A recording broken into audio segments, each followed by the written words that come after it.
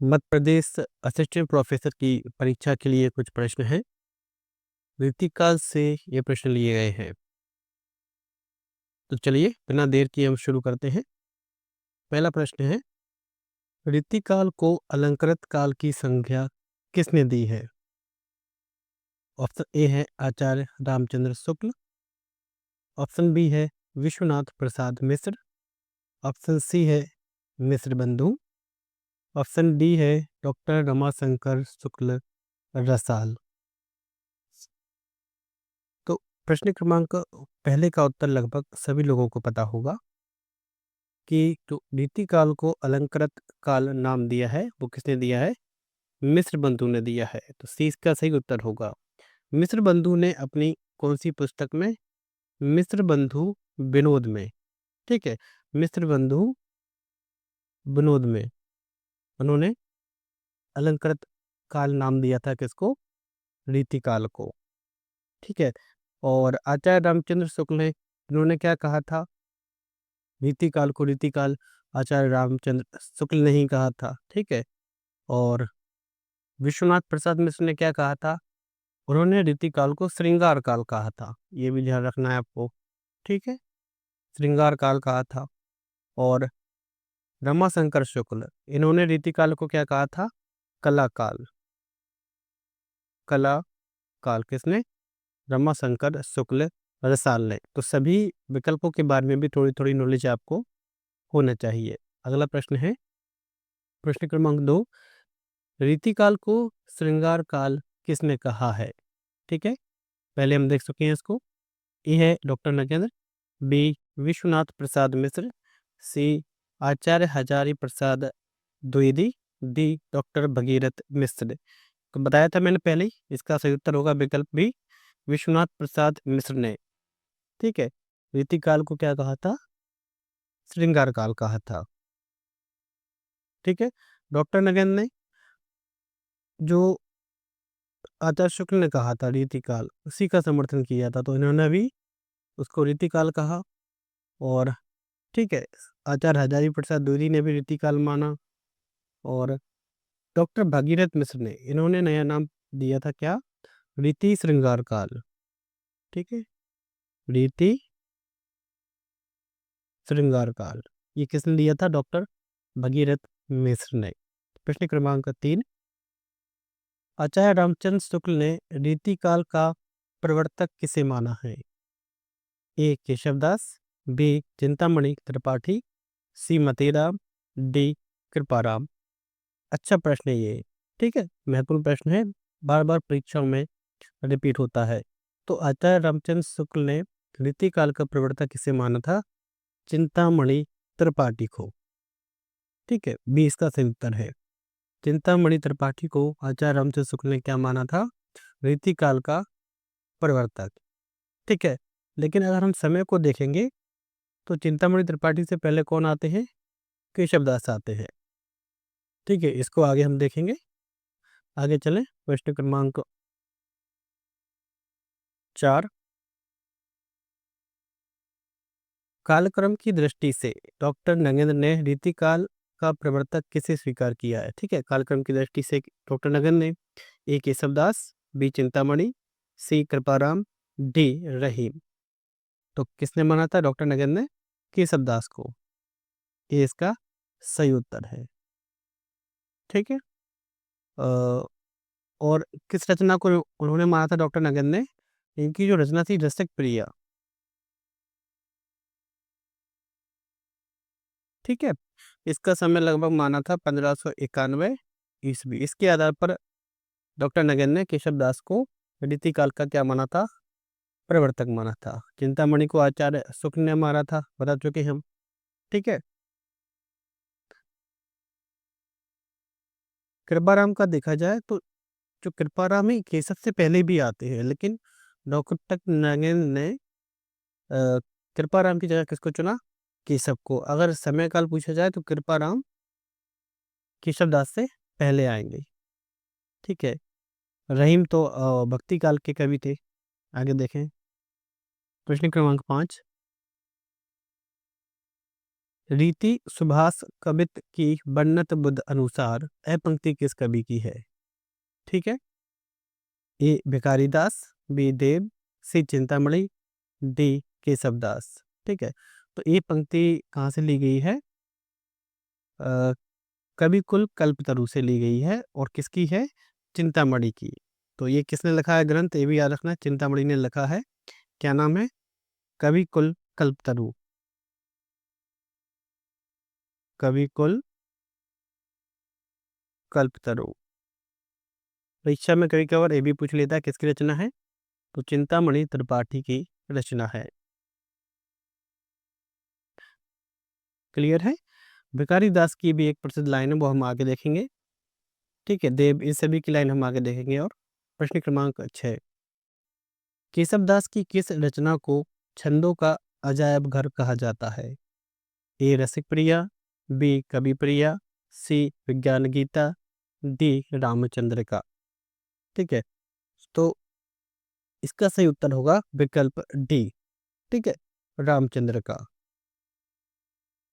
रामचंद्र का में केशवदास ने क्या है, अ, इसमें जो छंद है बहुत बार-बार बदलते हैं। आपने जब देखेंगे, पढ़ेंगे रामचंद्र का को, कि पहले कोई छंद आया, फिर तुरंत अगली जो पद है उसमें दूसरा छंद आ गया। इस तरीके से छंदों का उसमें एकदम से चेंज हुआ है, बार-बार चेंज हुआ है। तो इसलिए इसको छंदों का अजायब घर कहा जाता है। और किसने कहा था इसे छंदों का अजायब घर? रामस्वरूप चतुर्वेदी ने। ये भी याद रखें, रामस्वरूप चतुर्वेदी जी ने इसको क्या कहा था? छंदों का अजायब घर। किस रचना को? रामचंद्र का से। ठीक है, आगे देखें हम। विज्ञान गीता भी इनकी रचना है, लेकिन ये किसकी है? आध्यात्मिक और वैराग्य का ग्रंथ है। ठीक है, और प्रश्न इसमें पूछे जाते हैं किसके किस आधार पर ये बनी है? संस्कृत का एक ग्रंथ है प्रबोध चंद्रोदय। प्रबोध चंद्रोदय, उसके आधार पर ये विज्ञान गीता बनी है। कवि प्रिया क्या है? ये अलंकार निरूपक ग्रंथ है, अलंकार का ग्रंथ है। रसिक प्रिया क्या है? यह रस किसका? रस, वो भी श्रृंगार का, नायका भेद निरूपक का ग्रंथ है। तो प्रश्न ये भी आ सकते हैं कि केशव दास का अलंकार निरूपक ग्रंथ कौन सा है? दे देगा सभी, तो वो कौन सा है? कवि प्रिया। और रस वाला कौन सा है? रसिक प्रिया। ठीक है, रसिक से रस से पहचान लेना, और कवि प्रिया किसका है? अलंकार का। प्रश्न क्रमांक 7 है, बहुत महत्वपूर्ण प्रश्न है, ये भी परीक्षा में पूछा जाता है बार बार। तुलसी गंग दो भय सुकविन के सरदार, यह प्रसिद्ध उक्ति किस रीतिकालीन कवि की है? केवल इतनी ही लान दी जाती है और पूछते हैं किसकी है। ए है केशवदास, बी भिखारी दास, सी रहीम, डी रस खान। तो किसकी पंक्ति है ये? भिखारी दास की पंक्ति है। ठीक है, तो तुलसी गंग दो भय सुकविन के सरदार, भिखारी दास की पंक्ति है, जिसमें उन्होंने किसकी? तुलसीदास की और गंग कवि की, दोनों की प्रशंसा की थी। प्रश्न क्रमांक 8, वीर रस के प्रसिद्ध कवि भूषण को भूषण की उपाधि किसने प्रदान की थी? ये भी अच्छा प्रश्न है, बहुत महत्वपूर्ण। ए छत्रसाल, बी शिवाजी, सी सोलंकी राजा रुद्रसाय, डी औरंगजेब। ठीक है, तो किसने उपाधि दी थी कवि भूषण को भूषण की? वो दी थी सोलंकी राजा रुद्रसाह ने। सी इसका सही उत्तर है। ठीक है, ये छत्रसाल थे, ये भी भूषण के आश्रयदाता थे। इनके राज्य में भूषण ने रहा, और कहते हैं कि जो, ठीक है, रचना कौन सी थी? हाँ, छत्रसाल दशक, इसकी रचना की थी इनकी प्रशंसा में। छत्रसाल दशक। ठीक है, शिवाजी, ठीक है, इनके यहाँ भी रहे हैं भूषण। ठीक है, तो ये भी आश्रयदाता रहे शिवाजी। और इनकी इन्होंने जो रचना की थी वो की थी शिवा बावनी और शिवराज भूषण। शिवराज भूषण। ठीक है, आगे देखें प्रश्न क्रमांक 9। काव्य निर्णय और श्रृंगार निर्णय नामक ग्रंथों के रचनाकार कौन है? ए भिखारीदास, बी देव, सी मतीराम, डी कुलपति मिश्र। तो काव्य निर्णय और श्रृंगार निर्णय नामक ग्रंथों के रचयिता कौन है? भिखारीदास है, ये इसका सही उत्तर है। क्लियर है? ठीक है, देव के कौन कौन से ग्रंथ हैं? भावविलास, ये देव का है, ये भी याद रखें। और किस्सा है इनका भवानी विलास। ठीक है, ऐसे जब भी आप प्रश्न हल करें तो ऐसे लिखते जाएं, देखते जाएं, तो चीजें याद रहती हैं। ठीक है, और एक उनकी रचना है शब्द रसायन। शब्द रसायन, ये सभी देव की रचनाएं हैं। मतीराम की रचना हम देखें तो कौन सी है? एक तो है रसराज, ललित ललाम, ये भी बहुत महत्वपूर्ण पूछी जाती है परीक्षाओं में। ललित ललाम किसकी रचना है? मतीराम की। ठीक है, कुलपति मिश्र की इनकी रचना है, महत्वपूर्ण है, रस रहस्य। ठीक है, ये सभी रचनाएं आप याद रखें। प्रश्न क्रमांक 10। छल नामक 34वें संचारी भाव की कल्पना किस रीतिकालीन आचार्य ने की थी? ठीक है, बहुत अच्छा प्रश्न है। कौन सा संचारी भाव था? छल। वैसे संख्या कितनी मानी गई संचारी भावों की? 33। लेकिन छल नामक एक और संचारी भाव किसने दिया था? ए चिंतामणि, बी मतीराम, सी देव, डी पद्माकर। तो किसने दिया था? विकल्प सी, देव ने। ठीक है, कौन सा दिया था? छल नामक। प्रश्न क्रमांक 11। मतीराम का कौन सा ग्रंथ अलंकार निरूपण से संबंधित है जो सर्वाधिक प्रसिद्ध हुआ था? ठीक है, मतीराम के ग्रंथ हमने पहले देख चुके हैं, लेकिन अलंकार निरूपण का कौन सा है वो हमें बताना है। ए है रसराज, बी ललित ललाम, सी मतीराम सस्सई, डी व्रत कौमुदी। तो इसका सही उत्तर है विकल्प बी, ललित ललाम। ठीक है, किसका है? अलंकार निरूपण का ग्रंथ है मतीराम का। ठीक है, और जो रसराज है ये क्या है? ये रस का है, रस और नायिका भेद का है। और मतीराम सस्सई, ठीक है, जैसे बिहारी सस्सई लिखी थी उसी आधार पर उसी तरीके की जे क्या बोलते हैं मतीराम सस्सई है। इसमें भी क्या है? नीति और श्रृंगार का ग्रंथ कह सकते हैं हम इसको, नीति और श्रृंगार का। ठीक है, और व्रत कौमुदी ये किसका है? छंद शास्त्र का है। सभी रचनाएं इन्हीं की हैं। प्रश्न क्रमांक 12। कवि कुल कल्पतरु किसकी रचना है? ए कुलपति मिश्र, बी चिंतामणि, सी जसवंत सिंह, डी सोमनाथ। पहले प्रश्न में मैं बता चुका था ये बात। तो किसकी रचना है ये? चिंतामणि की है, बी इसका सही उत्तर है। ठीक है, कुलपति मिश्र की रचना पिछले प्रश्न में मैंने अभी बताई थी, कौन सी थी? एक ही रचना मैंने बताई थी, वो रस रहस्य। ठीक है, याद रखें किसकी? कुलपति मिश्र की। जसवंत सिंह की रचना पूछी जाती है और गलती कर देते हैं लोग, भूषण कवि की मान लेते हैं, वो है भाषा भूषण। ठीक है, ये किसकी है? राजा जसवंत सिंह की है, ना कि कवि भूषण की। ठीक है, और कवि कुलतरु किसकी है? चिंतामणि त्रिपाठी की। ठीक है, सोमनाथ की एक और रचना है, क्या नाम उसका? रस पीयूष निधि। ठीक है, बार बार आप प्रश्नों को पढ़ेंगे, रिपीट करेंगे, तो सभी रचनाएं इस तरीके से आपको याद हो जाएंगी। अगला है प्रश्न क्रमांक 13। पद्माकर का जगत विनोद किस प्रकार का ग्रंथ है? ए है अलंकार निरूपक, बी छंद निरूपक, सी रस और नायिका भेद निरूपक, डी है सर्वांग निरूपक। ठीक है, पद्माकर का कौन सा है? जगत विनोद। ठीक है, किस प्रकार का ग्रंथ है? तो इसका सही उत्तर होगा विकल्प सी, रस और नायिका भेद निरूपक ग्रंथ है। कब लिखा गया था? ये लिखा गया था अ, अ, राजा जगत सिंह के जब आश्रम में थे पद्माकर, तब उन्होंने इसको लिखा था। क्लियर है? आगे देखें। प्रश्न क्रमांक 14। जसवंत सिंह रचित भाषा भूषण किस विषय पर आधारित ग्रंथ है? ठीक है, ए है रस विवेचन, बी अलंकार विवेचन, सी है छंद विवेचन और डी है शब्द शक्ति। तो सही उत्तर है इसका विकल्प बी अलंकार विवेचन।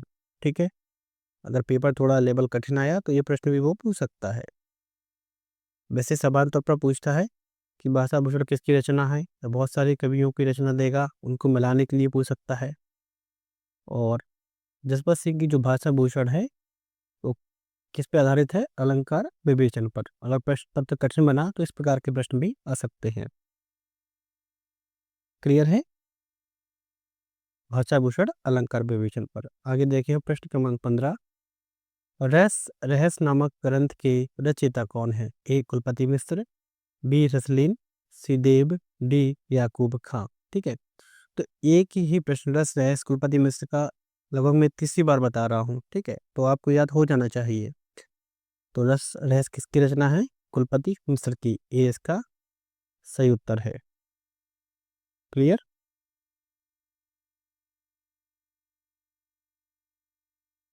माफ करें, क्लियर है। रसलीन की रचनाएं याद रखें, रस प्रबोध और अंग दर्पण। ठीक है, देव की रस विलास। ठीक है, याकूब खां की भी एक रचना है रस भूषण। क्लियर? प्रश्न क्रमांक 16। बिहारी सस्सई में मुख्य रूप से किस रस की प्रधानता है? ए बीर रस, बी शांत रस, सी श्रृंगार रस, डी बासल रस। ठीक है, तो ये प्रश्न कई लोगों से गलत हो सकता है। ठीक है, इसका उत्तर शांत रस भी दे सकते हैं, लेकिन इसमें आप पढ़ेंगे तो देखेंगे कि श्रृंगार रस है, तो सी इसका सही उत्तर है। ठीक है, नीति और भक्ति के दोहे भी हैं, लेकिन इसके अंदर जो मूल स्वर और प्रधानता है वो किसकी है? श्रृंगार रस की है। तो ध्यान रखें, बिहारी सस्सई में श्रृंगार रस की प्रधानता है। प्रश्न क्रमांक 17। जगन्नाथ दास रत्नाकर के अनुसार बिहारी सस्सई में दोहों की कुल संख्या कितनी है? ये भी बहुत महत्वपूर्ण प्रश्न है, बार बार पूछते हैं। ए 713, बी 719, सी 700, डी 725। ठीक है, 27 से 700 तो समझ में आ जाता है, पर और कितने हैं? तो इसका सही उत्तर है विकल्प ए। ठीक है, 713। और किसने मानी ये? जगन्नाथ दास रत्नाकर। ठीक है, इनकी जो टीका है उसका नाम क्या है? बिहारी रत्नाकर। बिहारी रत्नाकर। ठीक है, बिहारी सस्ते पर उन्होंने क्या लिखी? टीका लिखा। ठीक है, तो उन्होंने कितनी संख्या मानी है? 713, और इसी को ज़्यादातर लोग मानते हैं सबसे प्रमाणिक। 719 भी मानी है कईयों ने, उनमें से कौन है? जो गियर्सन है। ठीक है, गियर्सन को आप पढ़ते हैं, तो उन्होंने कितनी मानी? 719 मानी ये संख्या। प्रश्न क्रमांक 18। अमिये हलाहल मद भरे सेत श्याम रतनार। ये दोहा किस कवि का है? ए है बिहारी, बी रसलीन, सी मतीराम, डी पद्माकर। तो इसका सही उत्तर है विकल्प बी। ठीक है, परीक्षा में बार बार पूछा गया है ये दोहा। एक ही पंक्ति देते हैं कि अमिये हलाहल मद भरे सेत श्याम रतनार। किसका है ये? रसलीन का है। ठीक है, रसलीन का। और किस ग्रंथ का है उनका? अभी मैंने बताया था, एक ग्रंथ है अंग दर्पण। ठीक है, रसलीन का मैंने बताया था अभी ग्रंथ आपको इधर, ये। ठीक है, रस प्रबोध और अंग दर्पण। तो अंग दर्पण में से ये लिया गया दोहा है कि अमी हलाहल मद भरे सेत श्याम रत्नार। रसलीन का पूरा नाम भी पूछते हैं कई बार। इनका पूरा नाम क्या था? सैयद गुलाम नबी। ठीक है, रसलीन। क्लियर है? प्रश्न क्रमांक 19, बिहारी सत्सई पर किस प्राकृत ग्रंथ का सर्वाधिक प्रभाव माना जाता है? अच्छा प्रश्न ये भी। ए है गाथा सप्तशती, बी आर्य सप्तशती, सी अमरूक शतक, डी चोर पंचाशिका। ठीक है, ये बहुत अच्छा प्रश्न है और इसका सही उत्तर है विकल्प ए, गाथा सप्तशती का प्रभाव है किस पर? बिहारी सत्सई पर। ठीक है, गाथा सप्तशती लिखी किसने है? हाल कवि ने। ठीक है, ठीक है, किस भाषा में लिखी गई है? प्राकृत। क्लियर है? आगे देखें, प्रश्न क्रमांक 20, आचार्य रामचंद्र शुक्ल के अनुसार बिहारी की काव्य भाषा क्या है? ए अवधी, बी परिमार्जित साहित्यिक ब्रजभाषा, सी राजस्थानी मिश्रित ब्रजभाषा, डी खड़ी बोली। ठीक है, तो इसका सही उत्तर क्या होगा? इस सभी चारों विकल्प में से भाषा तो उनकी मैथिली भी रही है, लेकिन इसमें से है बी। क्लियर है? परिमार्जित साहित्यिक ब्रजभाषा। शुक्ल जी ने लिखा है कि बिहारी की जो ब्रजभाषा है चलती होने पर भी कैसी है? साहित्यिक है। क्लियर है? आगे देखें, प्रश्न क्रमांक 21, लोग हैं लागे कवित बनावत, मोहे तो मेरे कवित बनावत। यह पंक्ति किसकी है? बहुत ही अच्छा प्रश्न है और बार बार परीक्षाओं में ये पूछा गया है। विकल्प ए है घनानंद, बी ठाकुर, सी बोधा, डी आलम। ठीक है, तो ये पंक्ति किसकी है? घनानंद की है। उन्होंने कहा था कि जो लोग हैं वो तो कविता बनाते हैं, लेकिन मेरे लिए कौन बनाता है? मेरे कवित ही मुझे बनाते हैं, यानी कि मुझे पहचान दिलाते हैं। ठीक है, किसकी पंक्ति है? घनानंद की है। क्लियर है? ठाकुर की भी एक पंक्ति महत्वपूर्ण है, परीक्षा में पूछते हैं, वो है लोगन कवित की वो खेल करी जानो है, यानी कि लोगों ने कवित की रचना को करना क्या समझ लिया है? खेल समझ लिया है। पूरी पंक्ति है, डेल सो बनाए आए मिलत सभा के बीच, लोगन कवित की वो खेल करी जानो है। ये किसकी है? ठाकुर की। अगला है प्रश्न क्रमांक 22, अति सूदो सन्हे को मारा गया जहाँ नीकू सयाना पर बांक नहीं। सरल प्रश्न है, बहुत बार बार पूछा भी जाता है, किसका है? Option A Alam, B Bodha, C Ghananand, D Ras Khan. ठीक है, तो सही उत्तर होगा विकल्प सी घनानंद। सभी ने इसका उत्तर लगभग सही पहचाना होगा। ठीक है, कि प्रेम का मार्ग कैसा है?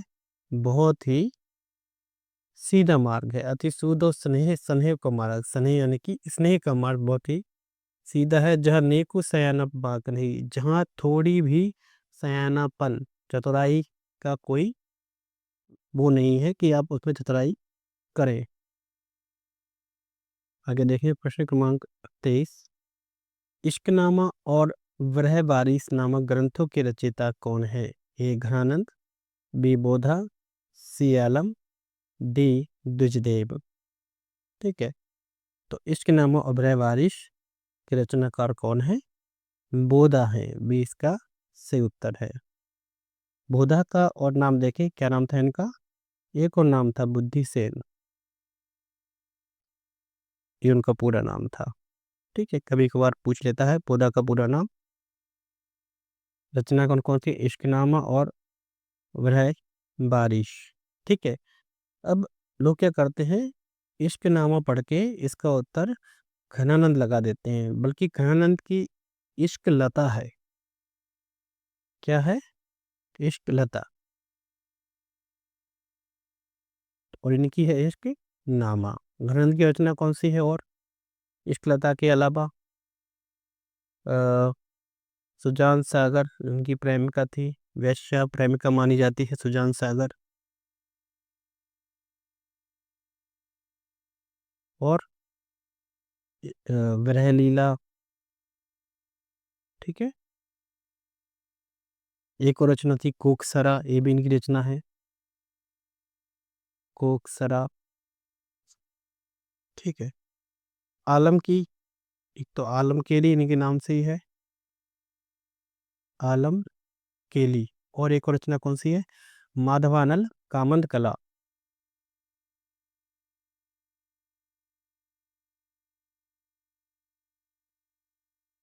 कामकंद ला, ला मैंने नीचे लिख दिया है, ठीक है।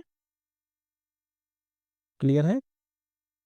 प्रश्न क्रमांक 24, इनमें से कौन सा कवि रीति मुक्त काव्यधारा का नहीं है? ए ठाकुर, बी आलम, सी बोधा, डी रसलीन। क्या पूछ रहा है? रीति मुक्त का नहीं है, ठीक है। आपने पढ़ा होगा कि रीति मुक्त धारा के कवि कौन कौन से हैं, रटा होगा आपको ये तो। ठाकुर, आलम, बोधा सभी किसके हैं? रीति मुक्त के। रीति सिद्ध के कौन है? बिहारी है। और ठीक है, तो रीति मुक्त का कौन नहीं है? यानी कि रसलीन, डी इसका सही उत्तर है, ठीक है। रसलीन रीति बद्ध के हैं, ध्यान रखना, ठीक है। और रीति मुक्त के कौन है? ठाकुर, आलम, बोधा, एक और है दुष्देव, ठीक है। ये भी रीति मुक्त में आते हैं। क्लियर। प्रश्न क्रमांक 25, आलम केली के रचनाकार कौन है? ए आलम, बी घरानंद, सी ठाकुर, डी रसलीन। पहले बता चुका हूं मैं, ए इसका सही उत्तर है। आलम केली के रचनाकार कौन है? आलम है, ठीक है। आगे देखें, आलम केली का ध्यान रखना है। पहले ये कौन थे? कई बार पूछ लेते हैं, ये ब्राह्मण से, ठीक है। लेकिन एक रंगरेजिन थी, इसका नाम क्या था? शेख रंगरेजिन, ठीक है। उनके प्रेम में पड़कर वो क्या हुए थे? मुस्लिम बन गए थे। प्रेम के लिए उन्होंने इतना बड़ा क्या कर दिया था, अपने धर्म का भी, ठीक है, क्योंकि उनके लिए प्रेम ही सर्वोपरि था। क्लियर है। आगे देखें हम, प्रश्न क्रमांक 26, घनानंद की प्रेयसी यानी नायिका का क्या नाम था जिसका उल्लेख उनकी कविताओं में बार बार हुआ है? बहुत ही सरल प्रश्न है ये। ऑप्शन ए सुभान, बी सुजान, सी शेख, डी चंदा। तो सही उत्तर इसका क्या है? विकल्प बी, ठीक है। सुजान खन्ना की प्रेम का थी, ठीक है। सुभान किसकी थी? बोधा की थी, जिनका पूरा नाम क्या था? बुद्धिसेन, ठीक है। शेख किसकी थी? आलम की पत्नी, प्रेमिका थी, बाद में वो पत्नी हो गई थी उनकी। क्लियर। प्रश्न क्रमांक 27, भाषा प्रवीण सुचंद सदा रहे, सो घनजू के कबित बखाने। यह पंक्ति घरानंद की प्रशंसा में किसने कही? ठीक है, दोबारा रिपीट कर देता हूं मैं। भाषा प्रवीण सुछंद सदा रहे, सो घनजू के कवित बखाने। ठीक है, यानी जिसकी भाषा है वो भी प्रवीण है, अच्छी है, और उसके पदों में, कवित्व में क्या रहता है? छंद भी अच्छे रहते हैं, सुछंद। तो ये बात घनानंद की प्रशंसा में किसने कही थी? ए आचार्य शुक्ल, बी ब्रजनाथ, सी रत्नाकर, डी विश्वनाथ प्रसाद मिश्र। ठीक है, तो ये किसने कही थी? ब्रजनाथ ने कही थी, बी। ये प्रश्न थोड़ा आपको अलग लग रहा होगा, ठीक है। ऐसे ही प्रश्न कभी कभार अचानक से आ जाते हैं। ये ब्रजनाथ जो थे ना, घनानंद के कौन थे? मित्र थे, ठीक है। और घनानंद के काव्यों का संकलन भी इन्होंने किया था, तो संकलनकर्ता भी थे, ठीक है।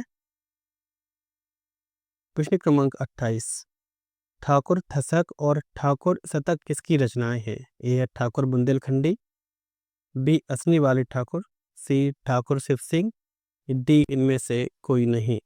ठीक है, तो इसका सही उत्तर है विकल्प ए, ठाकुर बुंदेलखंडी। ठीक है, ये प्रश्न इम्पोर्टेंट है क्योंकि मध्य प्रदेश क्षेत्र से संबंधित है, पूछा जा सकता है। ठाकुर बुंदेलखंडी की रचनाएं थी ठाकुर ठसक और ठाकुर शतक। ठाकुर नाम के आचार्य शुक्ल ने बताया 3 कवि हुए थे, ठीक है। तो कभी-कभार कन्फ्यूज़ हो जाता है और इनकी रचनाएँ भी तीनों की कैसी थी? आचार्य शुक्ल ने बताया लगभग एक से ही मिलती हैं। लेकिन जो ठाकुर बुंदेलखंडी थे, तो बुंदेलखंड क्षेत्र की कुछ भाषा शब्दों का उनमें अ, अधिकता मिली है, इस वजह से वो पहचान में आते हैं, उनके पद कौन से हैं, ठीक है? तो ठाकुर ठसक, ठाकुर शतक किसकी रचना है? ठाकुर बुंदेलखंड की। क्लियर? ठाकुर सिद्ध सिंह ये अलग है, जिन्होंने सिद्ध सिंह सरोज लिखा था, ठीक है? आगे देखें, प्रश्न क्रमांक 29 रीतिकालीन कवियों की काव्य भाषा मुख्य रूप से क्या थी? सरल प्रश्न है। ए अवधी, बी ब्रजभाषा, सी राजस्थानी, डी मैथिली। तो क्या पूछ रहा है? मुख्य रूप से पूछ रहा है भाषा, काव्य भाषा। क्या थी मुख्य रूप से? बी ब्रजभाषा, ठीक है?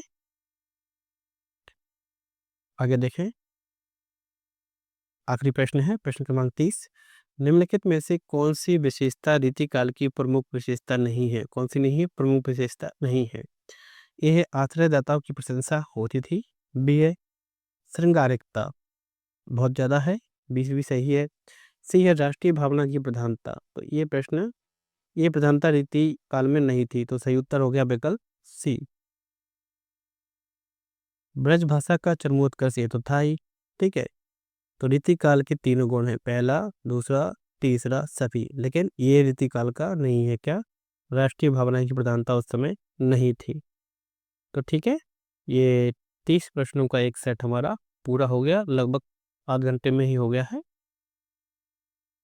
ठीक है? धन्यवाद। 2 प्रश्न आपको कन्फ्यूजन हो, गलत लगा हो, कोई दिक्कत कहीं पर हो तो कमेंट में बताएँ।